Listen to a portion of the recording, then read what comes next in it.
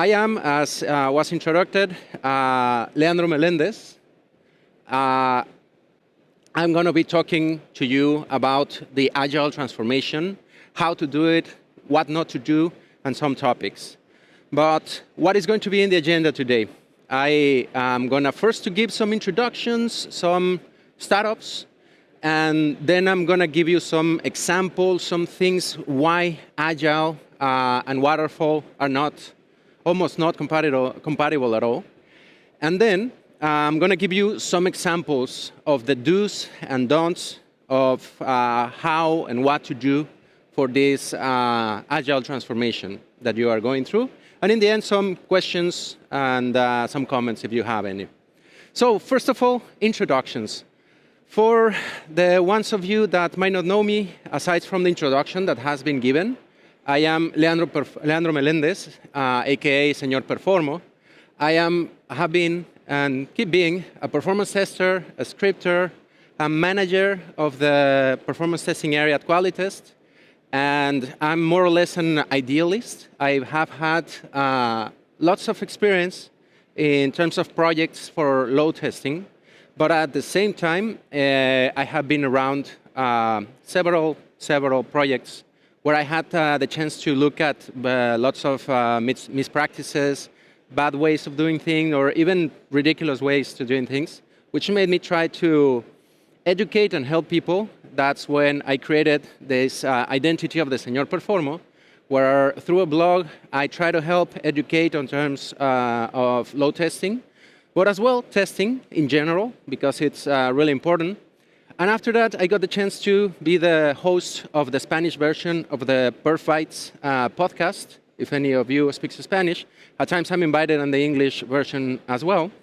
So that's pretty much it. That's who I am. And you might say, you are a performance guy. Your specialty is only one dish, cooking one type of thing. Why are you coming here to talk to us about Agile? Well, I don't only do performance testing. Most of the time, I'm around several different areas of testing where, of course, being Mexican, I knew very well how to cook some automation tacos, to do some good schnitzels for tests, which we call in Mexico milanesas. Why not as well some integration pizzas and maybe even Agile sushi. So I have had a lot of experiences. I have been around many different situations where we had to figure out things and identify where some others went wrong, where many organizations and customers were trying to embrace these new Agile methodologies. And I say very much trying, because many of you here might be already into it, thinking on it, or thinking that you have already done the Agile step. And while trying to do it, probably you were stumbling a little bit, having missteps. And don't worry, it's okay. Don't be ashamed. Don't be nervous about it. It happens. Everybody, absolutely everybody that I have been exposed to in this type of attempts have had those problems. So don't be shy. I'm going to share some of those stories, some of those knowledge experiences with you, so that hopefully you can get some of this. So Agile, why is it there are so many problems around it? First of all, it's a little bit confusing because it has many forms. Multiple practices share the principles for Agile, making it even more complicated, and it's very easy to get confused with them. All of those flavors that we have some distinctions that if you ask a specific DevOps person, me calling it Agile, or doing some of these mixes might get offended. Don't worry, I understand it. It's a little bit like me being Mexican. I understand that to describe to you what ingredients are on chilaquiles, we have tortillas, salsa, chicken, and cheese. But if you ask me what ingredients are on quesadilla, well, we have a pressed tortilla with chicken, beans, cheese, and salsa. Well, what is then on enchiladas? Well, we have a rolled up tortillas, a little bit different, with chicken, cheese, salsa, and beans. Anyone dares to wonder what is on some tostadas? Well, it's again a pressed quesadilla, a pressed tortilla with chicken, beans, salsa, and some cheese. If you told any Mexican that those are the same pretty much, they would be a little bit insulted. So that's why I understand a little bit. They are different, but they share some common details. And that's why it's easy to confuse even from past practices. Here, a little trick question. How many of you can distinguish which ones on those that I have listed are not agile? Because there are so many that sometimes it's difficult to tell even which ones are not. For the sake of speed, the first one, PPV, probably you're familiar with pay-per-view. In the old days, we had to go through it. And PMS, ask any of the ladies or gentlemen, ask your wife or your girlfriend. They might be able to explain to you a little. So there are many pains that organizations go through when they are trying to do this agile transformation, especially when they come from waterfall principles. These changes on a part is because every piece is affected when you are doing these changes. Every little piece on your project and your pipeline, everything changes. Testing changes, especially testing. So when you are attempting this transformation, it's very important that you do the right step. You do the right actions to do this transformation. Otherwise, it can become a monstrous transformation, which many organizations that I have been on have experienced. Many old practices trying to sneak in from waterfall days are making it difficult, are making it monstrous. And what I come today to try to explain to you, to help you or give you some ideas, is that on your organizations, when you are attempting it, you have a beautiful transformation instead of being a monstrosity. But first of all, I'm going to do a quick exercise. I cannot get direct questions from you through the box right now, but I'm going to give you a few questions just to make a few points that are going to be useful later on the presentation. What I'm going to ask from you just right now, lift your hands and let me know how many of you fall into those categories that I'm going to ask you. First, who here is involved in the creation of software? May anyone raise hands? I hope to see many hands everywhere because we're here in the business of creating software. Thank you for the hands. Now, who here is involved in the creation of good software? I would hope to see more or less the same number of hands, right? Last, I guess you don't see this coming. Who here is involved in the creation of awesome, incredible software that you cannot stop scrolling through the screen, that you wake up and this is the first thing that you do? It's so awesome that you don't want to put it down, even if it's a billing system. I don't see that many hands. And that's a big difference because many are worried or involved on delivery dates, requirements, reaching your goals rather than delivering awesome software, which is the ultimate goal that we are looking to, even in testing, because we want our software to be incredible, awesome, and our customers not to be able to put it down. So to move on, I am going now to show you a little bit of differences in between waterfall, agile, and some of the attempts that have been done and why it is not so cool to keep trying to merge the old waterfall styles and practices into these new modern days with all the agile flavors. So many of you might be trying to get some practices from the past and might be finding that they are not so suitable to agile, cause problems, cause a lot of issues, which is totally understandable. These practices, try to bring them into these modern days, would be a little bit like trying to come up to the office with something that was cool before, like showing up at the office with bell-bottom pants, which might have been awesome in this time, but nowadays it might be a little bit weird.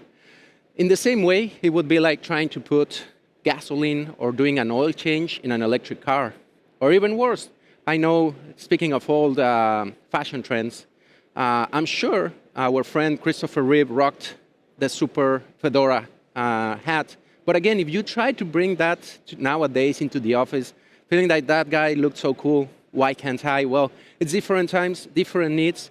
And if you even try to pull it off, it might have unwanted consequences. It might be going a little bit wrong. Or even like the beehive hairstyle for the ladies.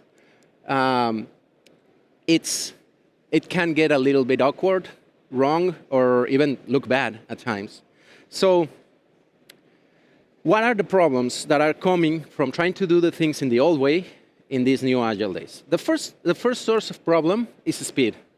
As many of you might know, things are happening sprint by sprint so fast, so often, that you can barely keep up with all that is happening. Second is that we are getting constant change. We're something that was needed one day, the next sprint, the next day, or the next iteration is not needed anymore. So we're getting constant changes in all of the requirements that we're getting. So to try to keep up through automation with all of this happening, often it's not fast enough, often can be overwhelming, and it can become exponential because every new change makes our automations grow and to have more and more and more. So some common mistakes to try to make front of this, to fight this, is try to do more. Try to work more, and produce like crazy, many different works. And I know that it can look like it's a good idea initially, but eventually this little kitty, this little automation will start biting you and will not let you if you are just trying to make it faster, more. The next one is to try to do it faster. And often we're just like, how can we optimize this just to make it faster, make more, the old things that we were doing. And often what you will get when you're trying to do this, as I said earlier, you will just stumble. So to try to not to fall into these situations, as I said, the title of the presentation, I am just going to show you some examples of how to act smarter around this. Because if you keep trying to do this, the automations that you have can end up being monstruously huge. You can accumulate technical debt that sprint by sprint you won't be able to keep up with the changes on your automations. And eventually, in the automations that we had in the old days for waterfall, they were slow. You would have to wait a lot of time for them to finish. So the whole set that you have eventually can get to a point where there's not enough time in a sprint. And they can get so wild that it will be like a dog pulling you all over the place. Who doesn't feel like your automations are pulling you all over your sprints? So first, stop doing things the old way. You gotta let go of those old processes, old fedoras. Don't try to automate everything at the front-end level. Don't try to automate all the full processes. Because if you just focus on trying to do this in every variation that you will find, you can end up with billions and billions, well, not billions, but probably millions of automations that can get to be unmanageable. And I say this as a true story. I heard of a couple of customers that just reached a number of 1 million automations. Just imagine having those, some of them really old, years old. Why do you still have them? Because on top of that, with Agile, you can fall into what is known as the automation fire hose, where you won't be able to manage it. It's going to be so fast coming at you that you are going to be out of control like that poor guy. So what I'm going to tell you consists mostly on try to change your mindset, change even your heart, and change the ways in which you are doing things. Even if it sounds a little bit counterintuitive at moments, it's a complete change of perspective. Because let's go through an example. In the construction business, when I'm trying to create a building, a structure or something, you have to go to multiple steps, which tended to be kind of slow, because first you had to cook the bricks, start to put them then together in the oven and everything, then bring the plaster, mix everything, bring a guy to put the plaster on top and start assembling the bricks. And all of this process tended up to be very long, tough. The workers had to be a little bit buffed to be able to take it on. why don't we do it smarter? Why don't we, and especially if the building is going to be changing a lot and moving and walls coming down, coming up again, and like an agile building, what can we do?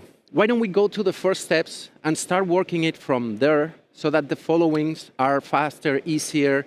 We don't have to work that much or have a strong worker. And how can we do this? Why not a Lego brick? I know it might sound silly and a little child's play, but it's true. There are companies already thinking ahead and creating bricks that from the day one, they are ready to be assembled, put together. They have spaces. They are created in a way that even a robot can put them together, so you do not need a worker with the bricks. This might sound a little bit like science fiction, but it's a true story. There are companies already claiming that with these bricks you can go faster, they are more environmentally friendly, and many other claims that most probably are true. And on real constructions nowadays, this is happening, and we can see them installing. These ones just have clips around so that you don't have to use that much cement. So how can we get faster? How can we truly test smarter, automate it in a smarter way? I'm going to go now through a list of do's and don'ts, things that often we are trying to do in many companies, organizations that work or might not work, against the good ways, the best practices that are recommended and that have shown to have better results. First, as I mentioned, don't get a pile of automations. Don't get a lot of them. Don't let them come together. Don't let hold up to the past things that you already worked on them. Because if you keep holding up to the past, you can end up being ending up with a pile of things that you really do not need, but they have sentimental values. No. It's not needed. Really, it's just slowing you down. What we should do is what Princess, the Frozen Princess used to sing, let it go. Let go of those things. Let go of old practices. Let go of fixed scopes, definitions, change of requirements. Embrace the change, the reach, the priorities. Let this, be prepared for this rather than just afraid of it. Change your mindset, embrace the change, be prepared, push any boundary that you need, and try to get this perfect application rather than just, it's because the automations that I had before.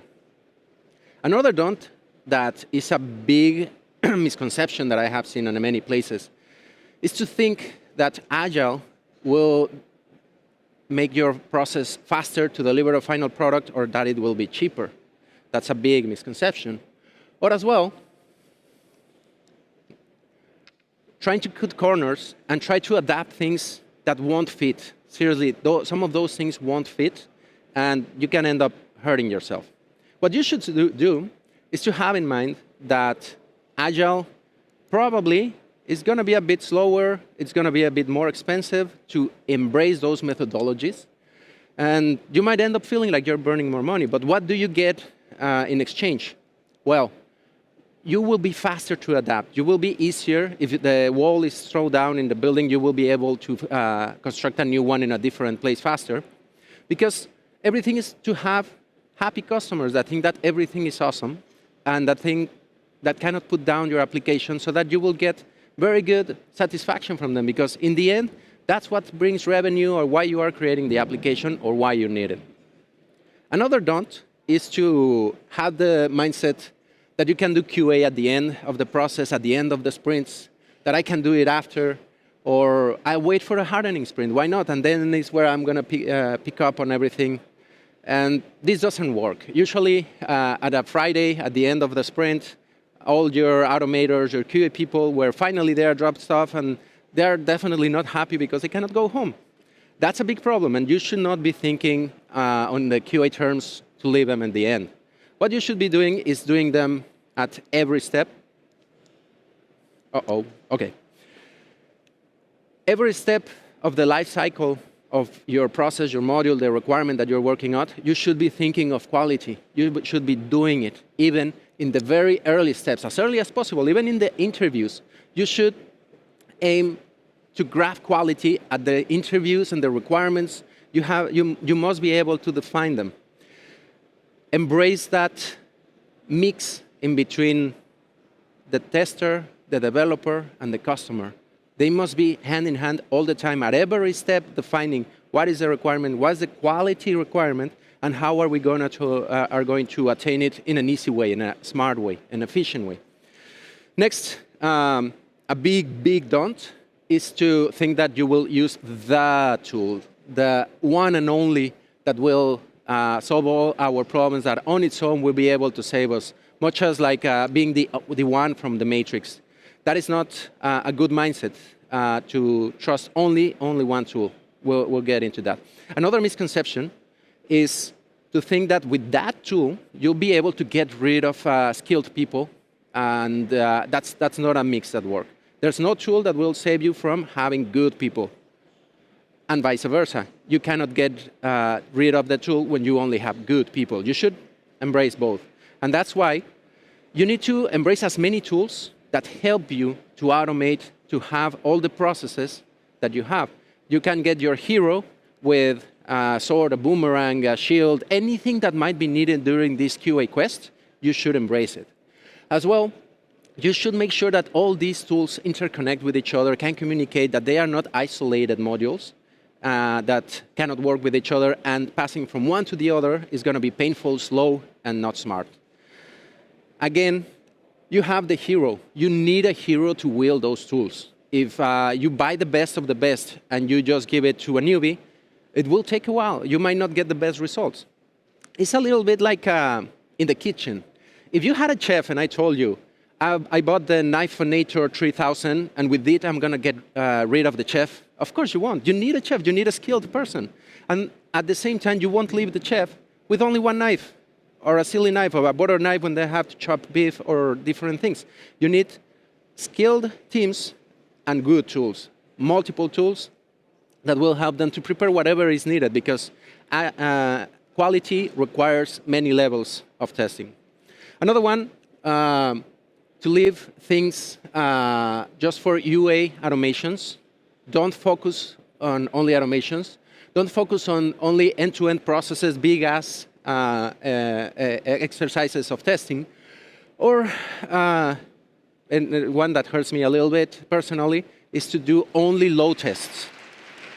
QA doesn't focus on only UI automations, only UI tests, or only end-to-end processes. Or leave the bug detection at the end. That's a very wrong release, because if we wait only for the moment when we finish the script or are about to release to detect those big guys, we'll be in trouble because they will appear. What I would recommend you to do first is to join a cult. This is not like an infomercial.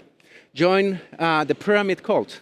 The pyramid cult, or the snowman of automation, the pyramid of automation, gives you some guidance on where you should focus most of your efforts, because most organizations have the pyramid upside down, where they are trying to do as much as possible on the top, manual and front-end automation, and they are almost neglecting all the bottom. Why you should do this in the pyramid scheme with the big part at the bottom?